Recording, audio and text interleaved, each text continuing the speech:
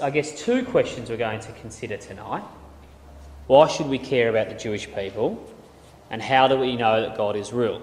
And they may seem two sort of unrelated questions, but as we go into detail, what we want to see is that they are sort of fundamentally linked in there together. And by answering the first, we can then flow on and consider that second really fundamental question for our own faith and possibly something we ourselves get asked by our friends or think ourselves. How do we know? What proof do we have that God is real? And it's different for everyone. We all have our own proofs, our own reasonings.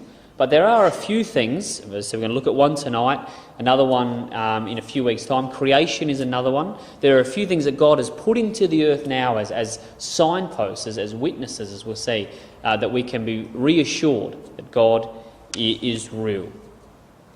And so let's start with this first question as we consider this. Why should we even look at the Jewish people tonight? Why do we consider them? We've looked at them a lot this year here from this platform. What makes it special? And the Bible is certainly focused on the Jewish nation. Certainly the Old Testament revolves around their whole forming of a nation and their history. We as a community, as Christadelphians, we talk a lot about Israel. We have a famous book, The Hope of Israel. We have Youthaliya nights. We have current event nights where we focus on what's happening in the Middle East and what's happening with Israel. We don't look at what's happening in China and other places. We focus on Israel. It's certainly a large part of our religion. So why do we focus on that? What makes that special? What makes them special? Well, as we would expect, thankfully, the Bible has some very clear answers to why the nation of Israel is special, why the Jewish people are special. And the first one is really quite simple and quite amazing. First reason we have here, God loved Abraham and his descendants, and therefore God loved Abraham, and therefore all of his descendants are special. It's as simple as that. Abraham, Isaac and Jacob were God's friends. He loved them. They got on really well. They were of one mind. And so for all time, because of that, their descendants and all of his friends, family, as God said, God's friend there, would be special and would place a special part in God's plan and in his heart. It's an amazing thing to think about. That the depth of God's love. And it's the same love for us today as well. God loves us the same as he loved Abraham, and that loyalty and that love there is for us as well. And we'll see that that's passed on. Now, there's a couple of verses that highlight this for us. Come across to Romans chapter 11. In Romans, Paul talks a lot about the role of the Jews, both nationally and individually, as Jew and Gentile tries to play out in the New Testament. And let's see what he has to say about the Jewish people and the place that they play in God's plan. So Romans 11, and if we look at verse 25, Paul says, "For I would not, brethren, that you should be ignorant of this mystery, lest you should be wise in your own conceits, that blindness in part is happened to Israel until the fullness of Gentiles come in." And so Paul says that unfortunately at this time, that the Jewish people had turned away from God. They could no longer see him and see Christ as their saviour, that they had turned away. But he says that's only in part. It's only for a short period of time until this, as he terms it, the fullness of Gentiles will come. And we'll see this phrase crop up a few times tonight, and we'll look at it a bit later on this evening, God willing. But he continues on. He says at the moment that they're not faithful in the sense that they don't believe Jesus is the Messiah. Verse 26. "And so all Israel shall be saved. As it is written, there shall come out of Zion the deliverer, and shall turn away ungodliness from Jacob. For this is my covenant unto them, when I shall take away their sins. As concerning the gospel, they are enemies for your sake. But as touching the elected, they are beloved for the Father's sake." So why are they special? Why are they loved? Why are these people, even though they're not faithful here, Paul says they're still beloved. And why is that? Because of their fathers. Because of Abraham, Isaac and Jacob. So why are they chosen? Why are they special? Because of them and because of the covenant that God swore with those fathers. Come across to Genesis 22 and we'll refresh ourselves on this covenant here in Abraham. So Paul makes it clear whether they believe or not, they're still a special people in God's eyes because of their fathers. So Genesis 22, this covenant that God made with Abraham, their father. Verse 15, we see there, "And the angel of Yahweh called unto Abraham out of the heavens the second time, and said, By myself have I sworn, saith Yahweh, for because thou hast done this thing, thou hast not withheld thy son, thine only son, that in blessing I will bless thee, in multiplying I will multiply thy seed as the stars of the heaven, as the sand which is upon the seashore. And thy seed shall possess the gate of his enemies. And in thy seed shall all nations of the earth be blessed, because thou hast obeyed my voice." And so because Abraham showed amazing faith, amazing trust in God, he was prepared to sacrifice his own son. He said, well, if God has said that the promised seed will come through my son, then no matter what happens, my son must come alive, or God must be working in my life. He believed that much in what God had said that he was prepared to go through with that act. God said because of that, he swore this covenant, swore by himself, no less, that his seed would be as the stars of the heaven, and that in them all nations would be blessed. So there's this covenant given to Abraham. Your seed will exist. Your seed will have a special place in my heart. Now, God is very loving. God is very gracious. But God is also righteous. And although because Abraham's faith, because of that his descendants were considered special, they're not saved by that faith. That's Abraham's faith. That's not their own faith. And so Paul talks about them being outside of faith, not believing, but still being special, but it doesn't apply to their righteousness. They're not saved in that sense, they're not special in that sense, but they do hold a special place in God's heart. If we see this, come a few pages over to Deuteronomy. Deuteronomy chapter 7. So, as a nation, as a people, they are special, but as individuals, they are not righteous in themselves necessarily, unless, of course, they come to their own understanding. So in Deuteronomy chapter 7 and verse 6, we see there, "For thou art a holy people unto Yahweh thy God," a separate, a special people. "The Lord thy God hath chosen thee to be a special people unto himself, above all people that are upon the face of the earth." So once again, we have this confirmation. We're not here considering the Australian population, the Americans, whatever. No, God says the Israeli people, the Jewish people are special. It's clearly spelt out. But, verse 7, "Yahweh did not set his love upon you, nor choose you, because you were more in number than any people, for you were fewer than all the people." So why did he choose you? Because Yahweh loved you. Because he would keep the oath which he swore unto your fathers, hath Yahweh brought you out with a mighty hand, and redeemed you out of the house of bondmen from the hand of Pharaoh king of Egypt. Know therefore that Yahweh thy God, he is God, the faithful God, which keepeth covenant and mercy with them that love him, and keep his commandments 1,000 generations. Okay? So you're not here because you're special. You're not chosen because you're righteous or you're particularly clever than anyone else or any of those things. They're chosen because of God's love for them and for their fathers. And yes, that helps clarify that point for us and clears it up. But this verse is so much more relevant because it applies to us as well. It's the same principle to us, isn't it? We're here tonight not because we're greater in number, because we're smarter than our neighbours, because we're so much better than any of them. No, we're here tonight, same as the Jewish people are special, because we are chosen by God, because Yahweh loves us, because he would keep his oath with Abraham and Isaac and has called us into that hope. That same love and that same mercy, that same calling for us is what we also see in Israel as well. So that's one reason. God loved Abraham because they're special because God loved Abraham. A second point, and really why we're considering them tonight, God has chosen them to be a witness of his existence. This is really the fundamental reason. God has said, the Jewish people are a proof that I am real and that I am working in our lives. So what we're considering tonight is not an academic lesson about prophecies in the Bible or about some nation and trying to pin it all together.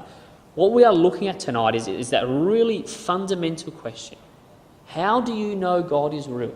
Well, God says, I don't leave it up to blind faith. Here is an example. Now, Isaiah 43, God presents this in a very graphic way around this exact point about having a witness and a proof of his existence. Come across to Isaiah 43, and we'll look at verse 9. So this is God talking here in Isaiah. And God says, verse 9, "Let all the nations be gathered together, let all the people assemble. Who among them can declare this and show us former things? Let them bring forth their witness that they may be justified. Or let them hear and say it is truth." And so God says, look, everybody come around. Bring your idols. Bring out all of your false gods.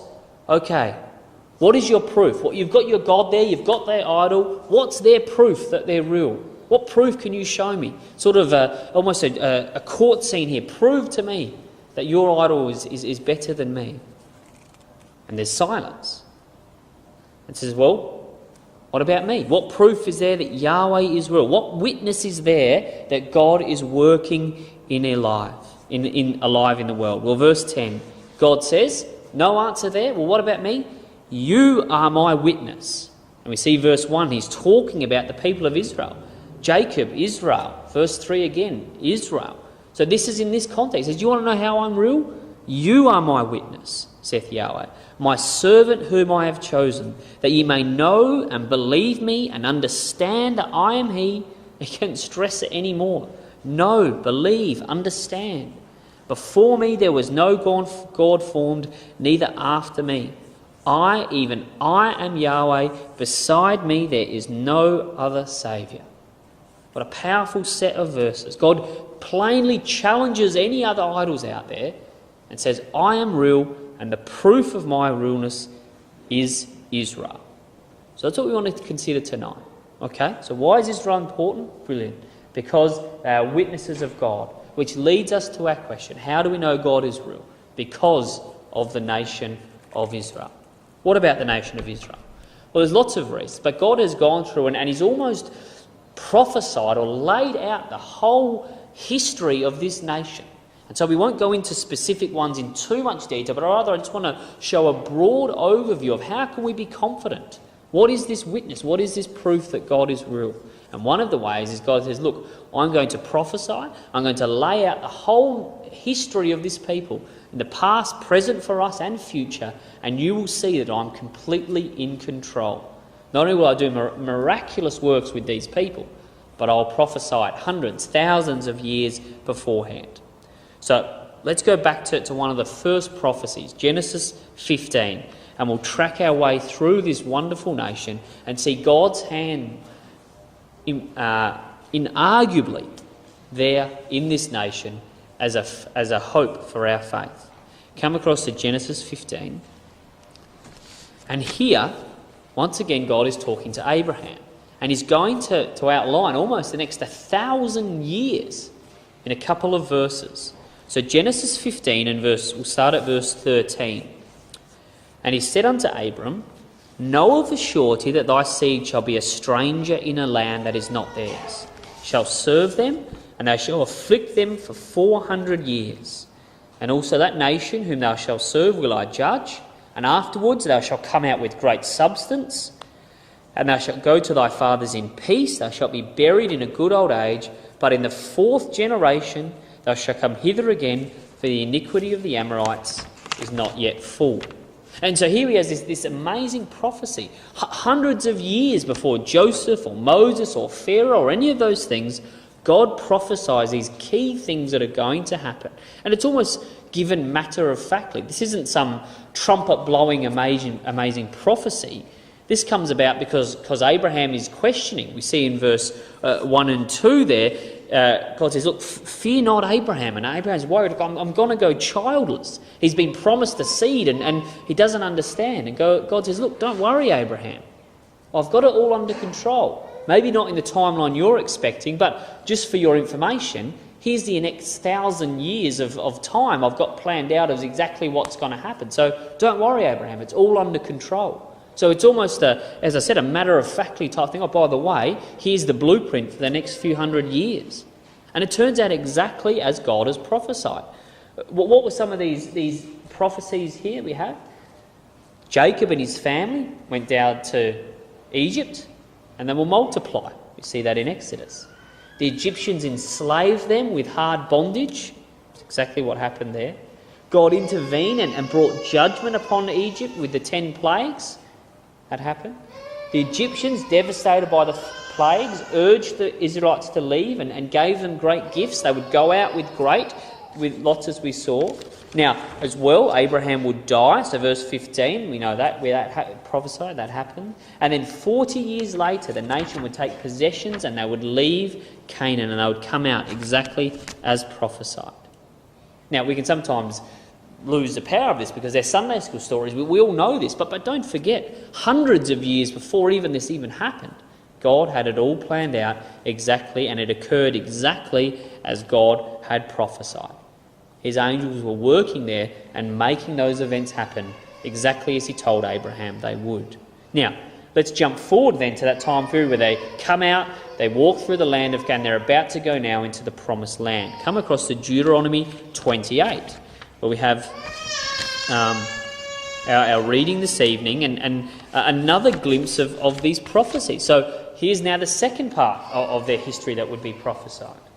And as I said, we didn't want to go through it in detail, so Shem read through, but here's some of the key parts of this chapter that God prophesied would happen.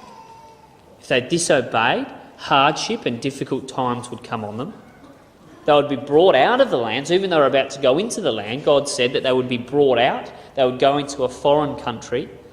A foreign nation would invade them from afar, a people that they didn't know, speaking a language they didn't understand. That their cities would be besieged, and in the extremities of those siege, as we read, they would be result in eating their own children, and horrific situation. So this wasn't a pleasant siege, but rather a horrific time for the nation. Then they would be removed from their land, and they would be scattered among the nations. And there, while they were out there, they would find distress and even further difficult times out there dispersed among the nations. And so that was prophesied there. Even before they went into the land, God said, this is actually what's going to happen. But it's not just this passage. There's numerous passages that prophesied and continue to prophesy these events would occur to the nation. And so we have them, a handful of them here. Jeremiah 9. I will scatter them among the heathens, whom they neither knew nor their fathers known. I will send a sword after them till I have consumed them. You would be scattered out. Ezekiel 12. They shall know that I am Yahweh. I shall scatter them among the nations and disperse them in countries. Similar language all the way through. Zechariah 7. I'll scatter them with a whirlwind among all nations whom they knew not. There's these consistent things, scattering out to nations, people they don't know. And the land was desolate, no man. So the place where they left, there'll be nothing left while they're gone. And look, even right up until the day of this prophecy almost, come across to Luke 21. So right throughout the Old Testament, even into the New Testament, this continual prophecy was given of the nation. And so Luke 21, the words of Christ himself, talking and echoes the words of our readings in Deuteronomy 28. And in Luke 21, in verse 20, Jesus says, and when ye shall see Jerusalem compassed with armies, then know thereof the desolation is nigh. So once again, your city is going to be besieged. Verse 22, for these be the days of vengeance, that all things which are written may be fulfilled. We've seen all these verses we saw before in Deuteronomy, all these things that are written, they're going to be fulfilled, Jesus said. So they hadn't been fulfilled yet. Verse 24, they shall fall by the edge of sword, they shall be led away captive into all nations. Jerusalem shall be trodden down of the Gentiles, until the times of the Gentiles be fulfilled. And so we have this consistent message. We look through, as we said there, they're going to be besieged. Your cities are going to be destroyed. You're going to be spread out. Even once again, we have this until the times of the Gentiles be fulfilled. Remember, we saw that in our first quote in Romans 11. This time that the Jews would be given away until the time of the Gentiles would be fulfilled. And then what would happen? Well, we'll see that in a minute. What happens after the Gentiles have had their way? But here we have these numerous prophecies that prophesied this. And we know it's came to pass exactly as all of these prophecies predicted. In fact, we know from relatively recent history that's exactly what happened as far as Jerusalem's concerned in AD 70.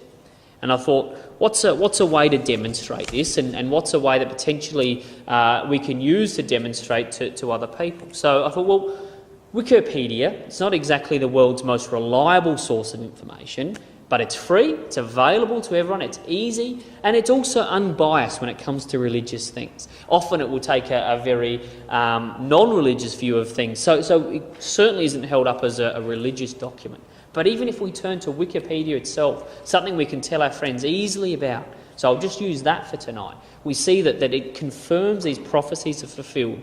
We don't need to go to ancient texts and try and weasel them to make what we need to say. AD 70 is very clearly a fulfilment of these prophecies. Here in AD 70, the siege of Jerusalem. And I can't see it on my thing, so I'll have to look at it here, sorry. The Roman army, led by the future Emperor Titus, came down to take on the nation. And here's just some quotes from some of the witnesses. As they neared the sanctuary, they pretended to not even hear Caesar's commands and urged the men in front to throw in more firebrands. Now, the sanctuary is the temple. The partisans were no longer in a position to help. Everywhere was slaughter and fight. Most of the victims were peaceful citizens, weak and unarmed, butchered where they were caught. Round the altar, and heaps of corpses grew higher and higher, while down the sanctuary steps poured a river of blood, and the bodies of those killed at the top slithered to the bottom. Dramatic. And isn't that does that reminisce of what Shem read this morning? The dramaticness and the confrontingness of that prophecy, equally fulfilled here in the eyewitnesses' accounts of these. As for all the rest of the walls, it was so thoroughly laid, even the ground by which they dug up from the foundation, there was nothing left to make those that came here believe that Jerusalem had ever been inhabited. Down the bit of the last little bit there. Nor could any foreigner that had formerly seen Judea and the most beautiful suburbs of the city, and now saw it as desert, but lament and mourn sadly that so great a change. And as Deuteronomy said, there would be nothing left there. Your cities would be inhabitable, nothing left at all. And you would be completely gone. That's exactly as we have seen happen in AD 70. The place was completely destroyed as it went on.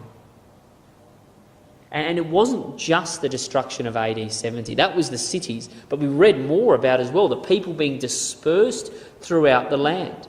And that's exactly what we happened. And once again, go to Wikipedia. It's all there. The complete destruction of Jerusalem and the settlement of several Greek and Roman colonies in Judea and the land of Israel, and they changed the name, so they wanted to get rid of the name altogether, indicate the intention of the Roman government to prevent the political regeneration of the Jewish nation and sever the connection to their homeland. So this isn't just a once-off destruction of a city. The Roman Empire, the greatest empire of that time and arguably of for thousands of years, sets its mind, we are going to destroy the Jewish people. We are going to wipe them off the face of the earth, as we have done with countless other civilizations. The will now of the Roman Empire is going to destroy and systematically remove this nation. So from this time on, in spite of unimportant movements under these generals here, the Jews reduced in number, destitute and crushed, lost their preeminence in their own homeland. Jerusalem had become under the name, as we said, they changed their name. It became a colony, a pagan city, so much so that the Jews were forbidden to even come into the city after this period. So they weren't even allowed in. So this is systematic, as I said, destruction of the people. Many Jews entered the diaspora, or the spreading out, as slaves after the destruction of the temple. They were enfranchised, often remained in their land of former slavery, establishing communities. Okay, and continued on after this. The Romans engaged in mass executions, expulsions, enslavement, destroying large numbers of the Judean towns, forbidding Jews to settle in Jerusalem or its area. There were no further Jewish government, legal system there. This was effectively turned into the expatriate Jews of the diaspora into a permanently exiled people, deprived of their homeland. Once again, this is exactly what we're reading in these Deuteronomy 28 and passages.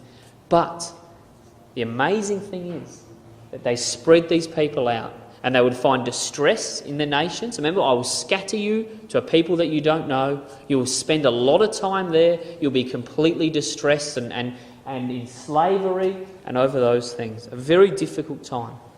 But the amazing thing, as much as the Roman Empire and the many nations afterwards that wanted to eradicate the Jewish people, as they did, we can't go to the place of the Incas, can't go to the place of the Philistines or the Babylonians.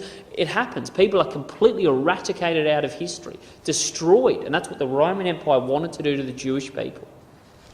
But just as miraculously as God prophesied these things, God preserved these people as well.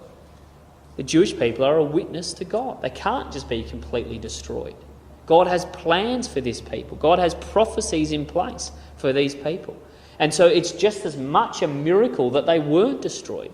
The Roman Empire wasn't able to wipe these people out, despite forbidding them in the city, despite spreading them around the world, despite the constant persecution. They kept an identity. They kept a voice, and they survived. The angels worked just as hard in this period, keeping the Jewish people alive and keeping their identity, as they did in the previous 1,000 years before of building up to have them destroyed and spread throughout. And it's very important, because the God that prophesied that they would be scattered also prophesied that they would survive and that they would return to the land of Israel. And so we see many, many passages about this equally as well. Jeremiah, I will cause them to return to the land that I gave to their fathers, and they shall possess it. Jeremiah 31, hear the word of Yahweh, O you nations, declare it in the isles afar off. He that scattered Israel will gather them. So as much, God says, as much as that was proof that I scattered them, I will gather them again to prove that I am God again. Ezekiel, thus saith Yahweh, I will even gather you from the people, I will assemble you out of the countries wherever you have been scattered, and I will give you the land of Israel. So it's not just enough that I will bring you back. Specifically here promised, God says, I'm going to bring you back to Israel.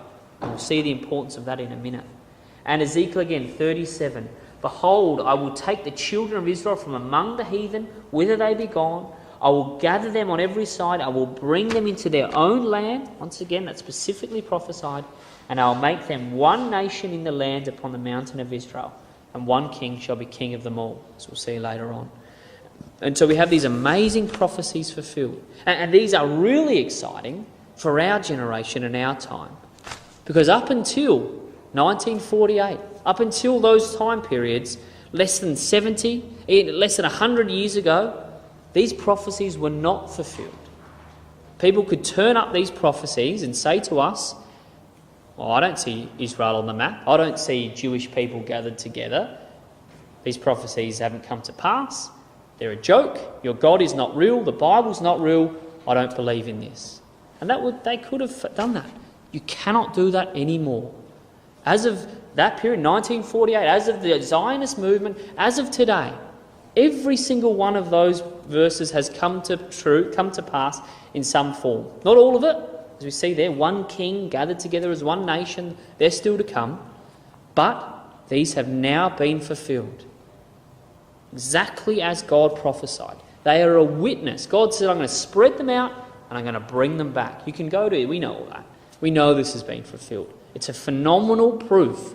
God said it would happen. As we said, it hasn't happened with other nations. There's many, many other nations, civilizations, people that had this same spreading, this same Roman, whatever. It doesn't, not even the Romans. Other nations destroying them. They disappeared off the face of the earth, let alone regather again and then regather back to their own homeland. And it's been an important year, hasn't it? We've seen all this information. We've had the Balfour Declaration last month, 100 year of that. We've seen the 50-year anniversary of the Six-Day War. We've seen then all the significant reminders that have happened this year that the Jewish people are back in their land. And once again, there's lots of proof around Wikipedia and things like that highlight this. And I thought one that was relevant is the Balfour Declaration. Obviously last month was the anniversary of that. But what struck me was, this is just once again out of Wikipedia, you can't see it in the blue, but there is a link there, but look at this last sort of paragraph here. Zionist leader Wiseman, later president of the World Zionist Organisation, moved from Switzerland to the UK, and he met Arthur Balfour, the Prime Minister, and this was their first discussion around the Balfour Declaration. And Balfour asked what Wiseman's objections had been to the Uganda scheme that Herzl had supported to provide a portion of British East Africa to the Jewish people as a homeland. Wiseman responded that the English are to London as the Jews are to Jerusalem, a very famous quote. But we go back to this point, and I want to just go down this little path a little bit. And once again, all we're going to use is Wikipedia. But I want to show you it wasn't guaranteed that the nation of Israel would come back to Israel. And we saw those two quotes. God's promised that they would, but there's lots of other options. So this is the Uganda program that was mentioned there that was quite popular. So it was a plan to have this section, which I think is around Kenya today, was going to be given to the Jewish people, and they could all go back to there. And the Jews at the time were not against it. It was presented to the Zionist movement. They thought, look, this is not a bad idea. Theodor Herzl, as I said, that he even agreed with this. So they actually sent a three-man delegation was sent to inspect this area and to consider its suitability. However, the observers found a dangerous land filled with lions and other creatures. Moreover, it was populated by a large number of Maasai who did not seem at all amenable to the influx of people coming from Europe. You can only imagine what they did. So they realised, look, this is not a hospitable land. It's full of wild animals. It's full of wild tribesmen. And so they passed on the whole thing. And Herzl died, and it sort of fell out of favour. But this was a genuine option there at the time. Another option was in the USSR. There was actually an autonomous region given to the Jews that they could use as a homeland. Right over here at the ends of the earth, it was given to them, and they said, right, this is completely autonomous, the Jews can come, and they can come and stay and live here. And a lot of Jews did. Upwards of 3,000 of them lived in this area, and then they started to get persecuted, and they dispersed, and it wasn't no longer favourable.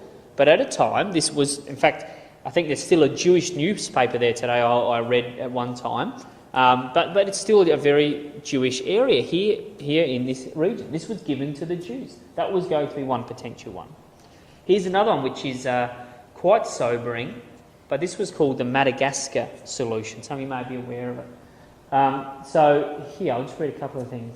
Alfred Rosenberg, supervisor of the spiritual and philosophical development of the Nazism, proposed that reservations be allowed to Jewish under international control in either Uganda or Madagascar. Room should be made for 12 to 15 million Jews. Under this plan, he advanced to diplomats and newspapermen last night, with assertion that Germany still was determined to get rid of every Jew. So this was their Jewish problem. So this is their solution before the final solution, which we unfortunately know was just let's just kill them all. But before that, they suggested, well, why don't we ship them off to a reservation there and they can live there. The second part here. He opposed Palestine as a Jewish homeland, that the territory be set aside with contribution by Jewish millionaires and billionaires from all around the world. So they're going to buy this area in Madagascar and the Jews can live there. It would be a place as a reservation, and they would be under supervision. No self-rule or establishment of a Jewish state. Palestine, Rosenberg said, was too small, and experience had shown that England could not come to agreement with the Arabs.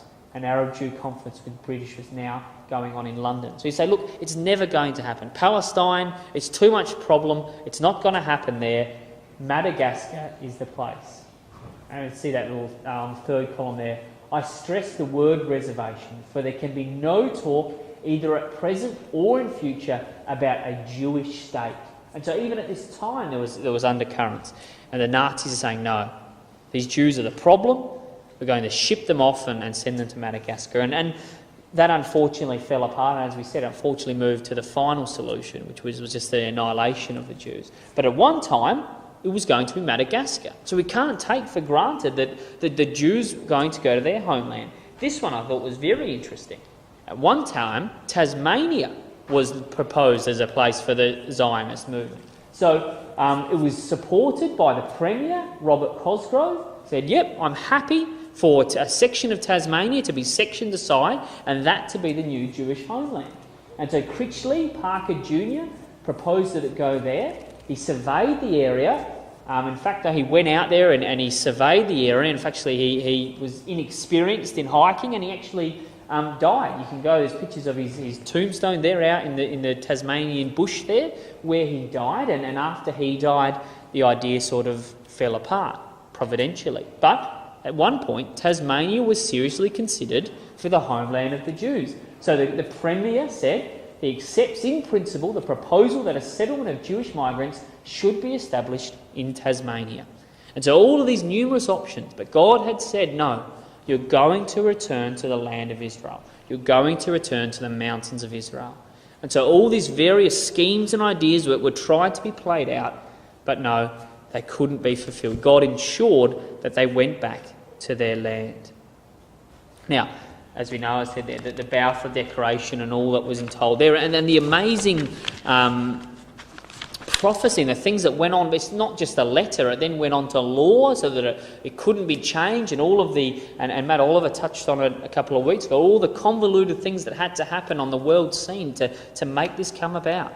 But it happened, and the Jewish people came back to their land.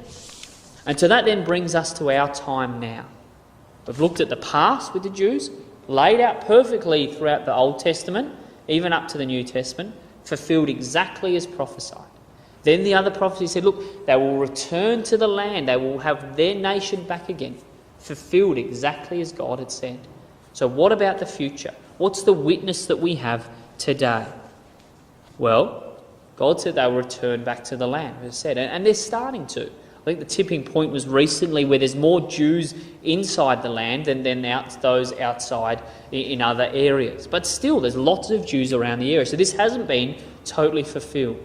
And the Bible really talks about almost this fulfillment being in two parts. One initially, but ultimately the total fulfillment when all of the Jewish people come back to the land and they turn back to God. So it's not just a physical returning back, but a spiritual returning back as well. And there's a lot of prophecies that relate to that. And I thought one specific one that we can come to is Ezekiel 38, a cornerstone of our faith and of our hope in the future. Let's have a look at some of the key verses in Ezekiel 38 surrounding the nation of Israel. Now, it's a prophecy, as we said, that we're familiar with, but let's just pick up a couple of verses. Verse 8, Ezekiel 38, after many days thou shalt be visited in the latter years. As we know, these are key terms that help remind us that we're talking about future events. Thou shalt come into the land that is brought back from the sword, and is gathered out of many people against the mountains of Israel, which have been always waste, but is brought forth out of the nations, and they shall dwell safely, all of them. Verse 11, and thou shalt say, I will go up to the land of unwalled villages. I will go to them that are at rest, that dwell safely, all of them dwelling without walls and having neither bars nor gates. To take a spoil, to take a prey, to turn thine hand upon the desolate places that are now inhabited, upon the people that are gathered out of the nations, which have gotten cattle and goods, and dwell in the midst of the land. And then we know that the prophecy goes on, which we're all familiar with, and it leads then to the return of the saints and of Jesus Christ to start the kingdom. So Ezekiel 38, 39 are fundamental passages to the future of our faith. But in order for Ezekiel 38 to be fulfilled, the land of Israel would be desolate for a long time. The people of Israel would be gathered out of the nations to inhabit their land. You see there in those verses? They would acquire wealth and goods and build up a nation, and they'll dwell there in safety. It wouldn't just be a couple of people dwelling there. It's a nation there. They've got a presence. So once again, in order for even Ezekiel 38 to occur, at 39, for our hope to be fulfilled, 70 years ago, we couldn't have said that. That Israel weren't in the land, these things hadn't been fulfilled, but now they have. And so we've seen that right up until this point, everything has been prophesied and come to pass exactly as God foretold. And so we can have confidence that the rest of the chapters moving on from Ezekiel 38, will be fulfilled in ultimate and minute detail as the start of this chapter has been. That's the confidence that we have because of what has gone before. That's why Israel is a witness to us today for our faith. God says, I am real, I am working in the land, and here's proof. See, all of the Israel here is my witness. These things have occurred, and therefore we can believe that God is working in our lives now, and we can have confidence that what is prophesied in the future will also come to pass. Why? Well, verse 23 there, he says there that we can have confidence that I will magnify myself, sanctify myself, I will be known in the eyes of many nations, and they shall know that I am Yahweh. And so the end of all of this is God proclaiming himself, the conversion of the world, and people will know that I am Yahweh. So we're known right up that to this point has been fulfilled. And so there's no reason that things like verse 23 onwards and things like that won't be fulfilled. God will reveal himself to the nations. That is our hope. So come across to our final quote then tonight, Hebrews chapter 6. We can have confidence in these things. We can base the way that we live our lives on the Bible, because God has been consistently right all of that time. God doesn't, as we said, God doesn't ask for blind faith or blind trust. He gives us these important signposts. And so if we look at Hebrews chapter 6 and verse 13, almost coming full circle to what we've considered tonight. Verse 13, for when God made promises to Abraham, because he could swear by no greater, he swore by himself, saying, surely blessing I will bless thee, and multiply I will multiply. And that's what we read, didn't we, when we were in Genesis? And God swore by himself, because these things cannot be moved. And by baptism we know we can be a part of that seed, a part of that blessing. But if we look down at verse 17 there, wherein God more abundantly to show unto the heirs of the promise the immutability or the unchangeability. And remember, we're the heirs of that promise because we're baptised. So he wanted to show to us the unchangeability of his counsel, confirmed it by an oath, that by two unchangeable things in which it is impossible for God to lie, we might have strong consolation or strong comfort, who have fled for refuge to lay hold upon the hope set before us, which hope we have as an anchor of the soul, both sure and steadfast, which entereth into the veil. And that's what we have seen tonight. God said, I've promised all of these things. I've sworn them by myself, and I've sworn them by the people of Israel. They are my witness. And so Paul tells us this is an anchor for our hope. We can look at these things. Our faith is not wavering. Our faith is not based on man's word or on wishy-washy prophecies. But this is a sure anchor. We can anchor our faith into the nation of Israel, into what God has promised about those people. They are his witness. He says that is sure and steadfast. That the God that we worship, that we base our lives and our hope on, is real and is working in our lives even today.